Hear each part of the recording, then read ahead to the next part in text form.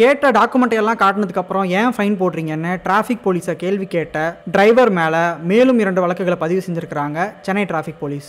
Valid RC, valid licence, valid insurance. Chennai வியாசர்பாடியில இருந்து கடம்பத்தூருக்கு ஸ்கூல் புக்லோட தன்னோட 4 வீலர்ல ஏத்திட்டு போயிட்டு இருந்திருக்காரு செந்தமிழன். அவரை கொளத்தூர் செந்தில் நகர் சிக்னல் கிட்ட ஸ்டாப் பண்ண டிராஃபிக் போலீஸ் அவர்கிட்ட எல்லா டாக்குமெண்ட்டும் கரெக்டா இருக்கான்னு செக் பண்ணிருக்காங்க.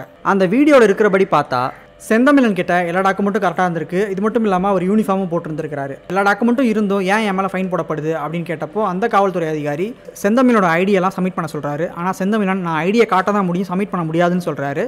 எல்லா டாக்குமெண்ட்டும் கரெக்டாக இருந்தும் எனக்கு ஏன் 500 ஃபைன் போட்டிங்கன்னு கேள்வி கேட்ட டிரைவர் செந்தமிழ் மேலே தகாத வார்த்தையை பயன்படுத்துறது, அரசு அதிகாரியை கடமை செய்ய விடாமல் தடுக்கிறதுன்னு 3 செக்ஷனில் அவர் மேலே வழக்குகள் பதிவாயிருக்கு. இதை பற்றி சோஷியல் மீடியாவில் போஸ்ட் பண்ணியிருக்கிற அறப்போர் இயக்கத்தினர் இந்த வீடியோ பார்க்குற எல்லாருக்குமே இது ஒரு பொய்யான கேஸ்ன்னு தெரியும். தமிழ்நாடு எப்பவுமே ஒரு போலீஸ் மாநிலமா தான் இருக்கு. தங்களை எதிர்த்து யாரு கேள்வி கேட்டாலும் அவங்க மேல அடக்குமுறையை பயன்படுத்துறதுல காவல்துறை தயங்குறதே இல்ல.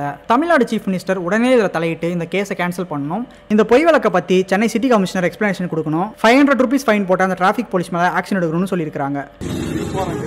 நீங்க போடுங்க சார், நீங்க என்ன கேஸ் போடுறீங்களோ நான் அப்டேட் வந்து சேனல்ல கொடுப்பேன். ரெக்கார்டு நான் தோ காட்டுறேன், தோ இருக்கு ரெக்கார்டு, தோ சார் கிட்ட தோ ரெக்கார்டு இருக்கு.